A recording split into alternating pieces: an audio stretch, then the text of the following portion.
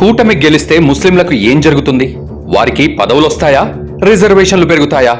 భవిష్యత్తు మరింత బాగుంటుందా అంటే ఏ ఒక్కరు కూడా అవునని సమాధానం చెప్పరు.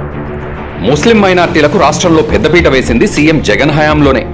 వారికి ఎన్నో పదవులు, అవకాశాలు కల్పించింది వైఎస్ఆర్సీపీనే. 2014లోనే ముస్లింలకు 4 ఎమ్మెల్యే టికెట్లు వైఎస్ జగన్ ఇచ్చారు. అందులో 3 గెలిపించుకున్నారు. తొలిసారి ఒక ముస్లిం వ్యక్తికి డిప్యూటీ సీఎం పదవిని జగన్ ఇచ్చారు. అంతేకాకుండా శాసనమండలి డిప్యూటీ చైర్మన్ గా ముస్లిం మహిళకు అవకాశం ఇచ్చారు. రాష్ట్రంలోని పలు కార్పొరేషన్లకు చైర్మన్లుగా 14 మంది ముస్లింలను నియమించారు. దీంతో పాటు 33 మందికి వివిధ శాఖలకు డైరెక్టర్లను కూడా చేశారు. ఇదే కాకుండా 11 మంది మండల ప్రెసిడెంట్లు, 13 మంది వైస్ ప్రెసిడెంట్లు, 243 మంది కో ఆప్షన్ సభ్యులు జగన్ హయాంలోనే నియమించబడ్డారు.